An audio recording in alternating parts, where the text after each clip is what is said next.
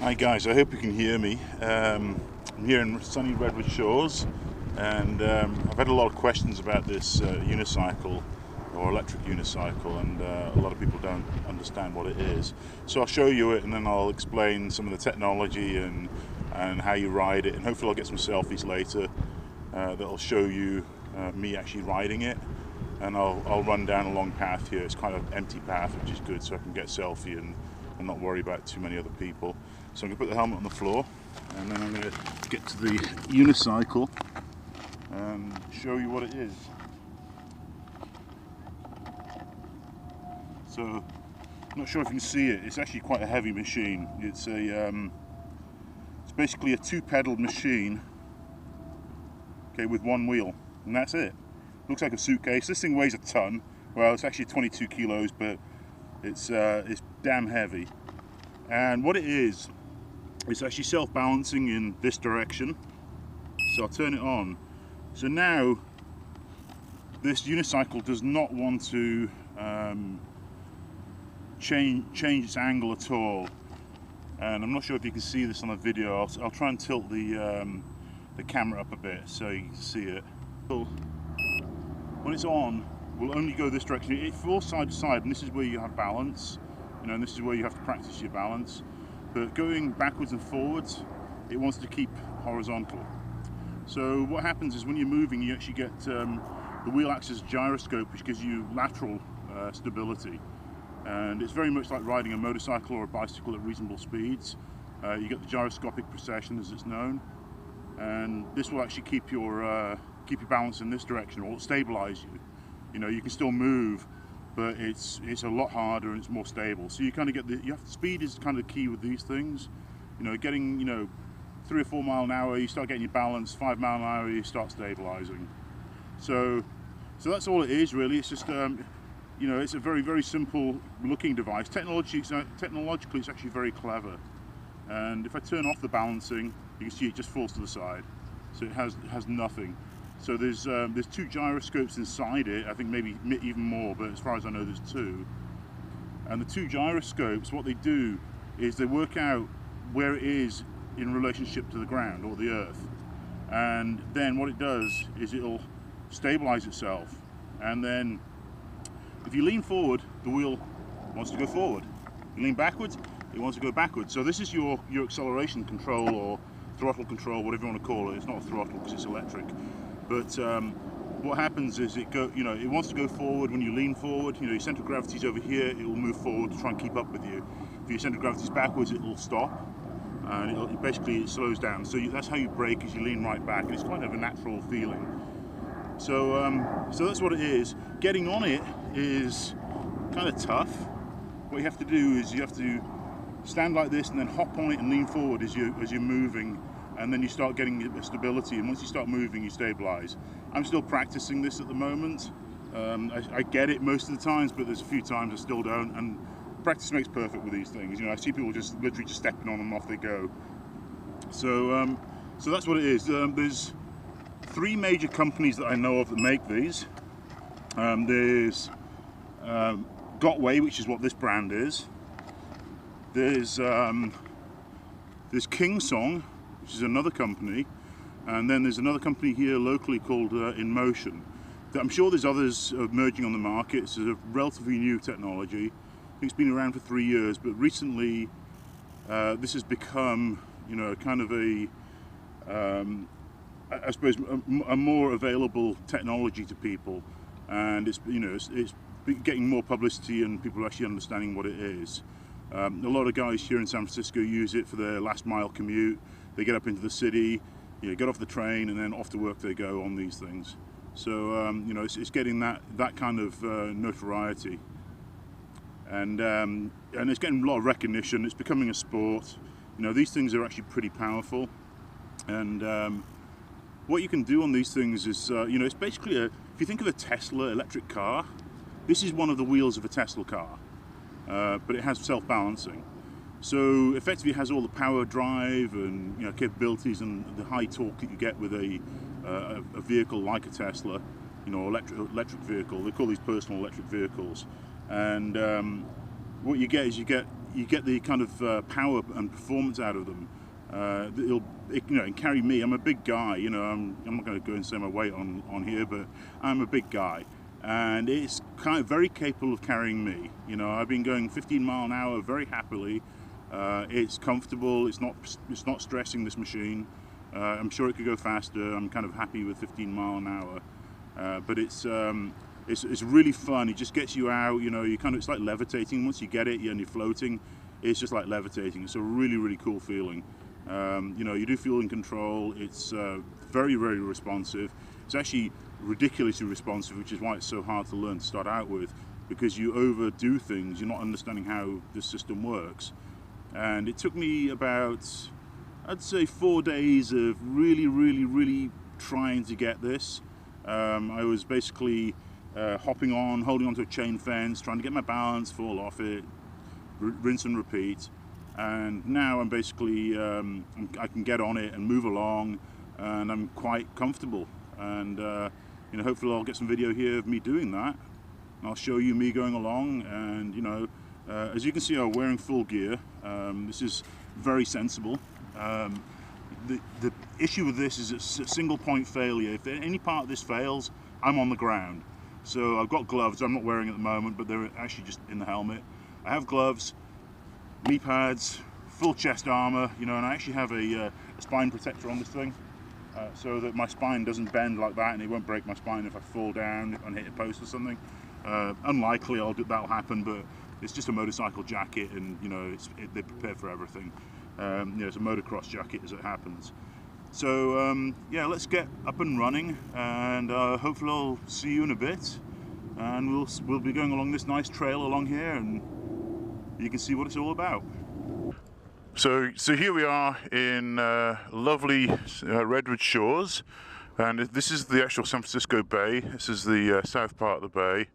If you look around, there's a bridge ahead of us, and that's Dumbarton. I'm not sure if you can see that on the video. There's a crane to our right here, and then just to the left is a bridge.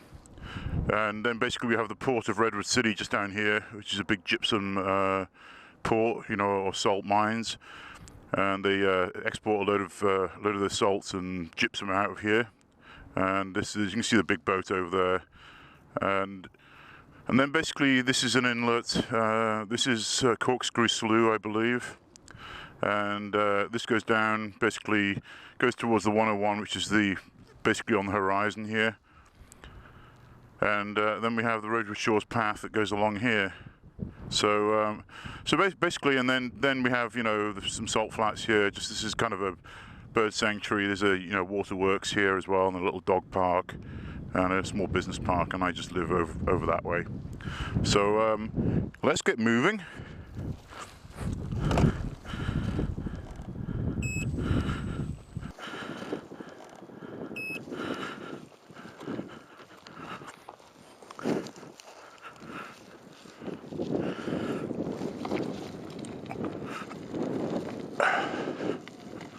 Get my stability. Okay, and this is moving.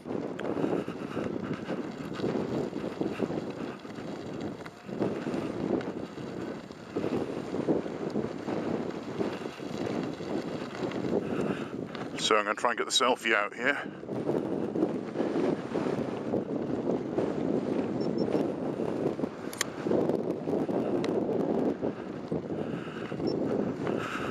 Okay, so you can see I'm running along here, moving along Redwood Shores, and hopefully you can see the unicycle here in my legs.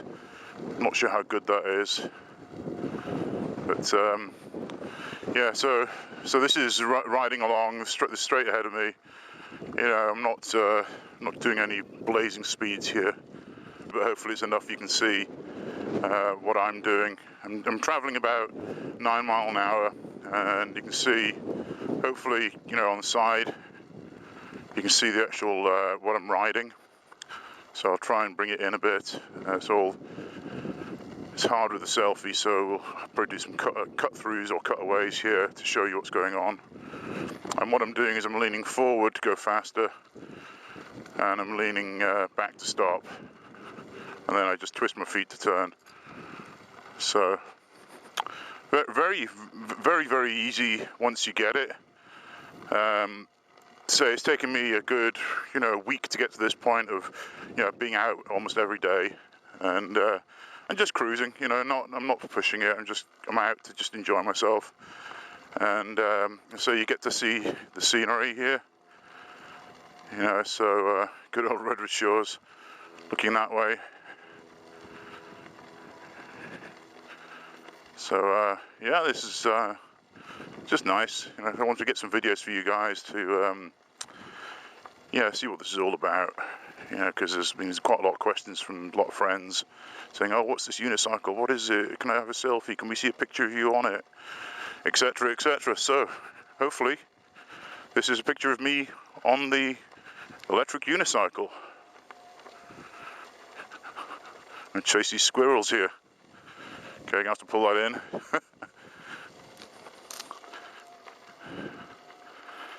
So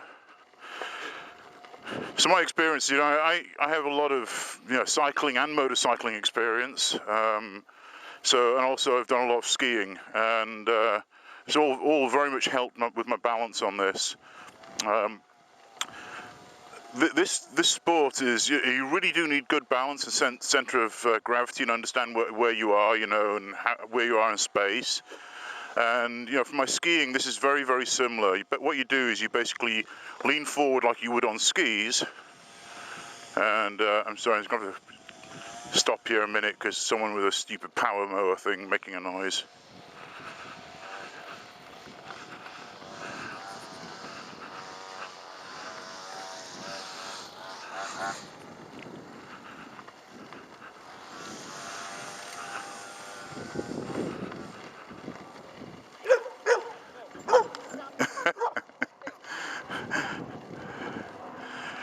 Okay, so right now I'm past the strimmer and the barking dogs. So going back to what I was talking about, skiing. It's similar to skiing and it's similar to motorcycling. It's kind of a hybrid. And what you do is you lean forward like you would on a on a ski, and that gives you traction. On this, you don't, obviously if you lean really far forward, that slows you down, and leaning backwards on a ski speeds you up. It's exactly the opposite on this. You lean forward to go faster, and you lean back to go slow. So it's kind of different, but the center of balance is the same. Like when you're forward on the skis, you kind of get yourself into a balanced position and you stay there, which is exactly what this thing's like. If it's on a motorcycle, what happens when you turn is you kind of you carve out a turn slowly because of the gyroscope. And on a motorcycle, you actually push the handlebars opposite direction to the direction you go. It's kind of counterintuitive. On a unicycle, what you do is you basically twist your feet. And someone told me about this on one of the forums, and I kind of get it now. So what happens is you kind of twist your feet and you carve this really sharp turn, because you're on one wheel. The wheel can turn very rapidly and very responsively. So anyway, hopefully that's giving you some ideas of what this is about. I'll leave you with a bit of scenery here as well, so you can see how nice it is to be out in the sun. And as you can probably see that I have my full gear on here. Got my gloves on as well. We've got some birds over there.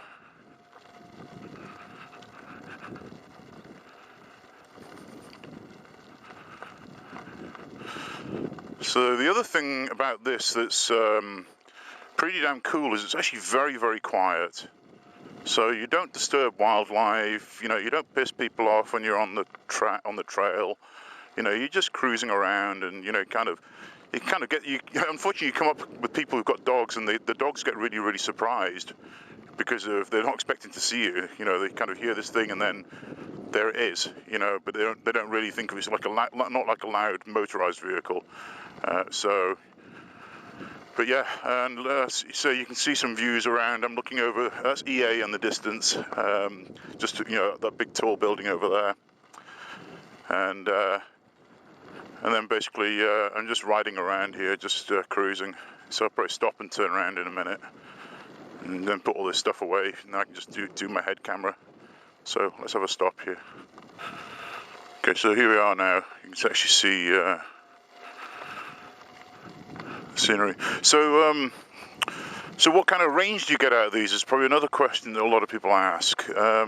This one I got the Gotway MSX, and I got it purely because it has a larger battery capacity. It's got more power and all these other fun things that a lot of the young guys like.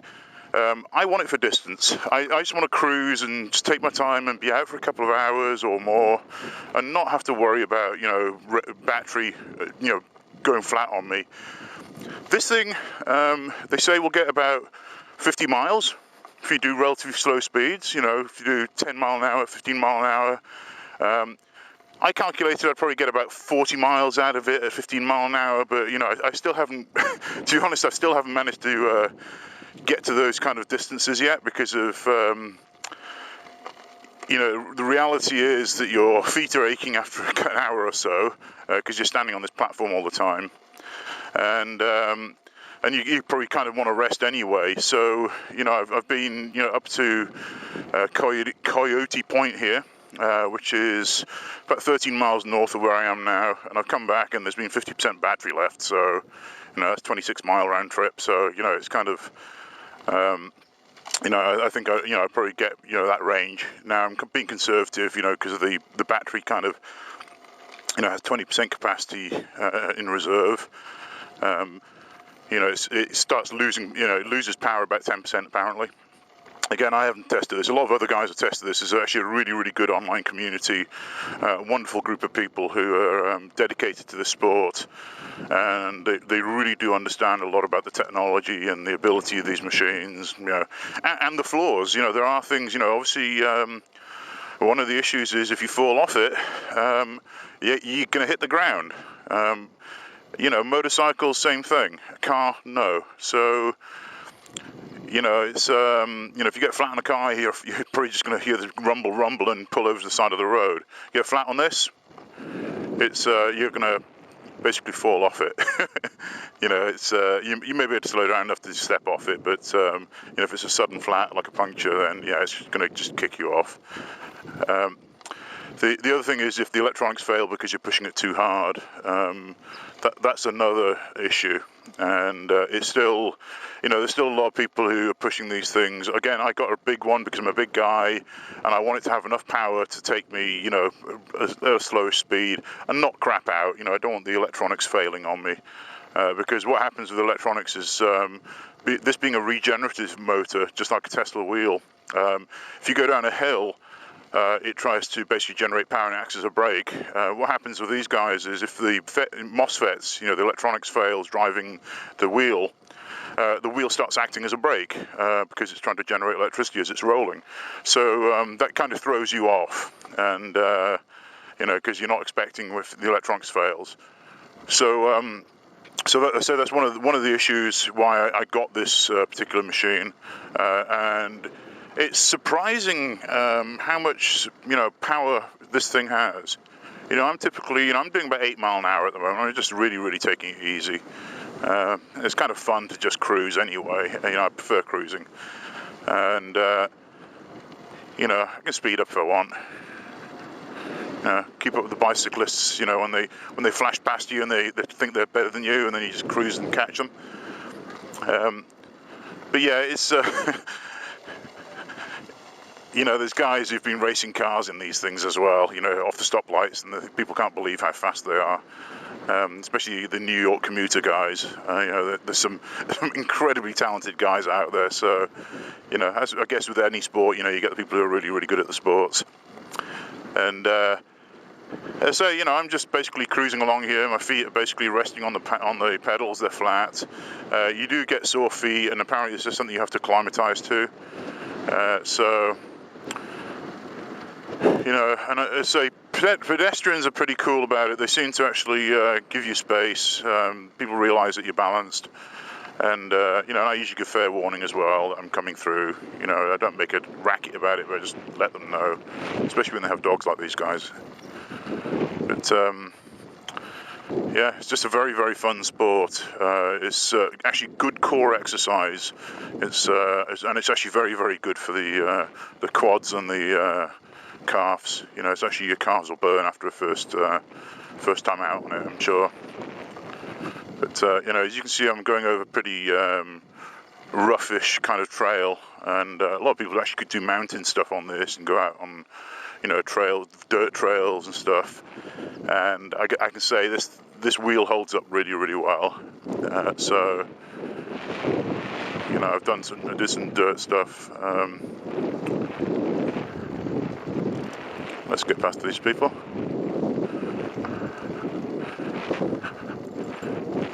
Thank you.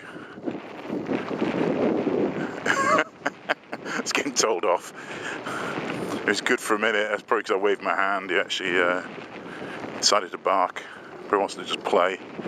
Anyway, yeah. So this is the you know, Redwood Shores waterworks. Yeah, not particularly pleasant when the wind's blowing the wrong direction. But it was put here because the wind does actually blow south into the bay, and it's on a little peninsula here, so, or a spit or whatever you want to call it, you know, jetty, sticky outy point thing. And yeah, so we'll go through and I'll do some more commentary, but we'll just ride for a while. And on hills, kind of, this is actually regenerating, believe it or not. It's actually charging the batteries up a bit, which is very cool. And a lot of guys, you know, they can actually go down really long hills in, you know, the city, and they just charge up.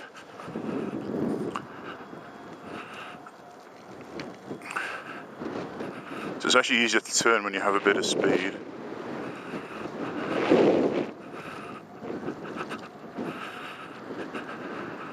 So one of the key things on these kind of machines, it's like skiing, you know, you say look, and that's where you will go. And that's exactly what happens with these. You know, you actually have to keep up really straight. So I'm actually standing up straight at the moment. You know, I'm going slow, but you stand up straight and, you know, you basically look at where you're going, and, you know, quite long in the distance. I'm not looking, you know, 10 feet in front of me. I'm actually looking probably, you know, 50 feet in front of me. Just basically to keep my head level, because that's really where your center of balance is from your head and your ears. And the learning curve is quite steep to start out with, and a lot of the guys, they say, you know, once you get it, you get it, and it's true. It's really counterintuitive. It's, you know, you're balancing on this thing, you're trying to balance, and it doesn't balance, you fall off, and it's full sideways, and you try to get on it, and then it starts making a little bit of sense. You start going, oh, you know, that's how it balances. You know, it balances, you know, forward and backwards. I have to keep my left and right balance.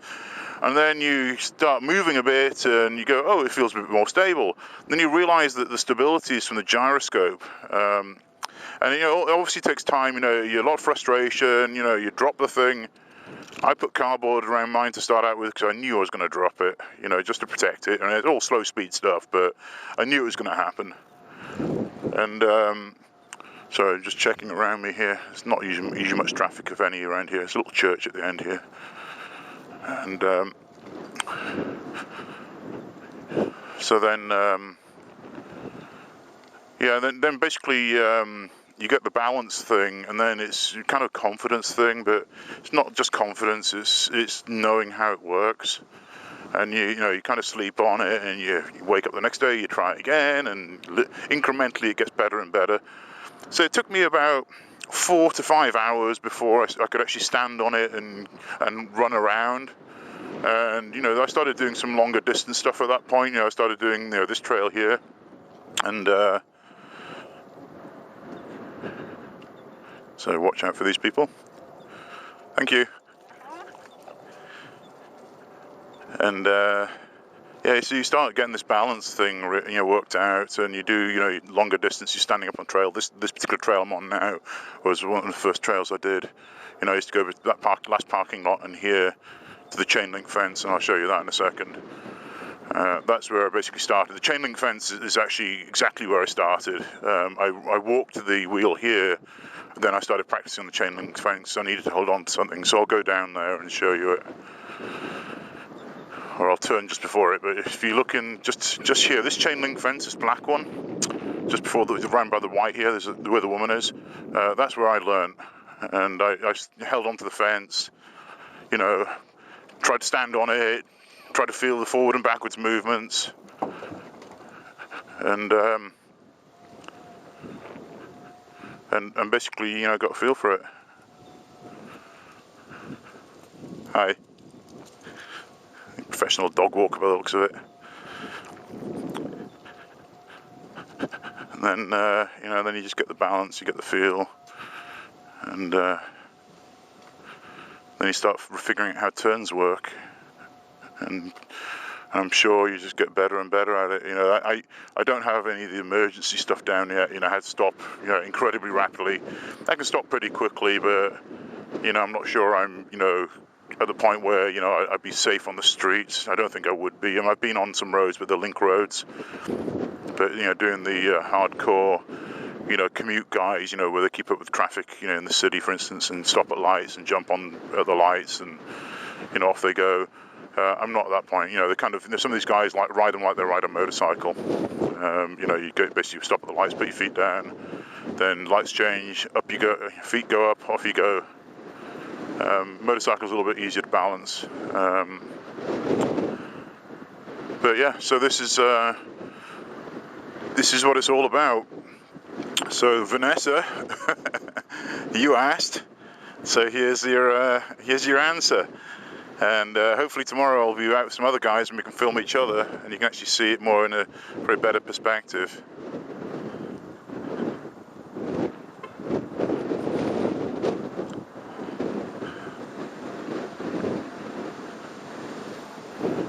But yeah, I'd say 10 hours and this is where I am. So maybe a bit more now.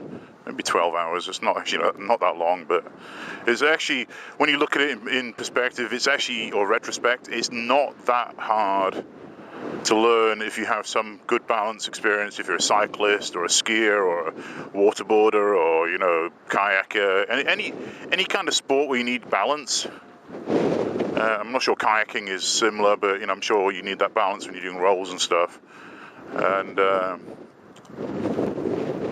but I meant to say water skiing, but I got it wrong. Rambling away.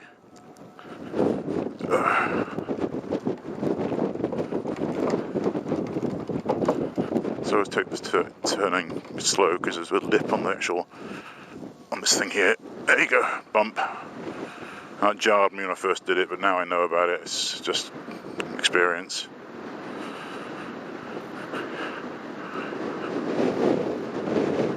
Well, hopefully I've got this footage on the camera.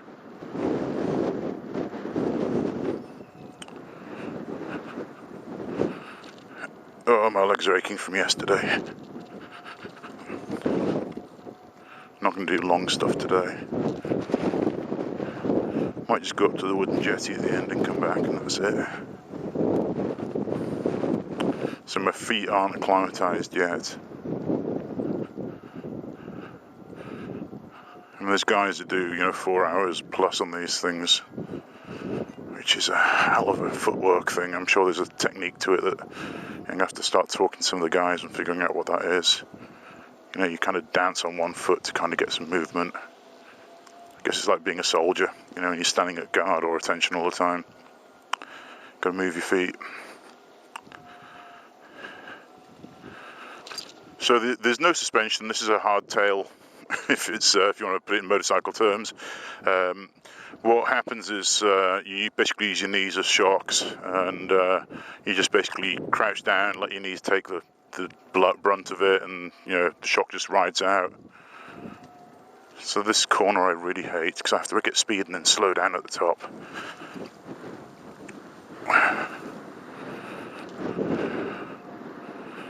But yeah, so this is again all of Redwood Shores. That's the San Mateo Bridge in the distance there.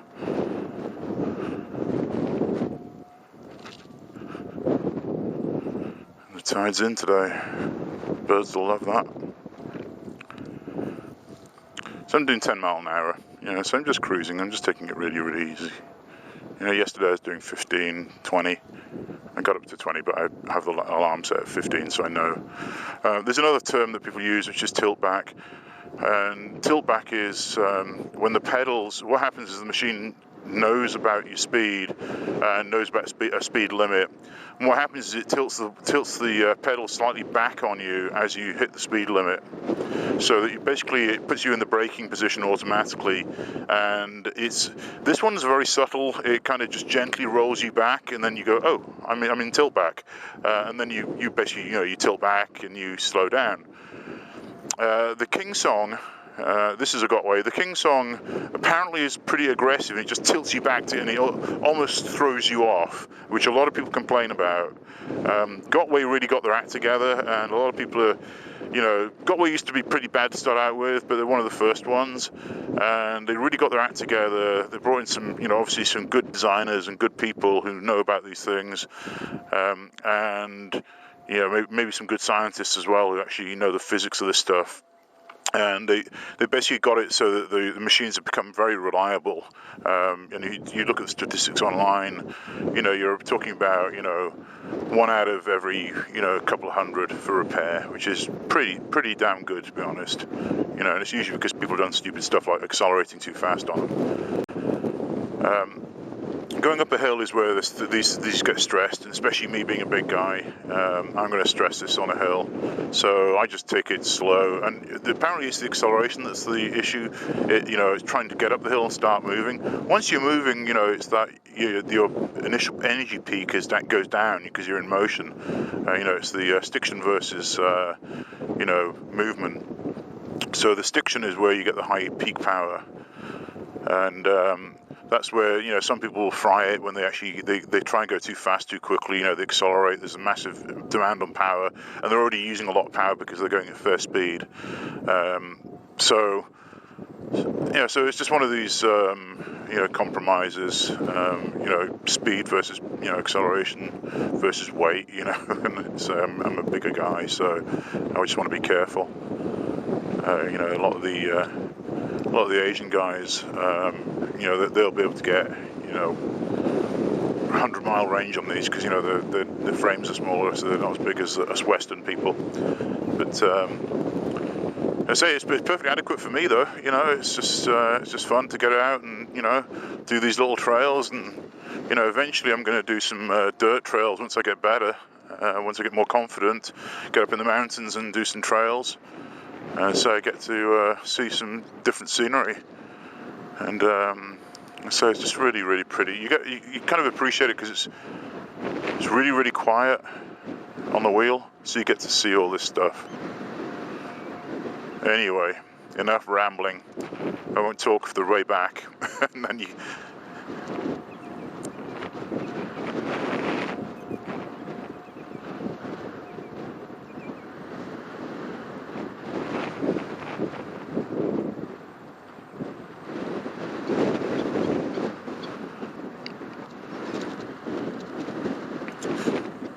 All I need to do now is play some Hawkwind. That'd be perfect.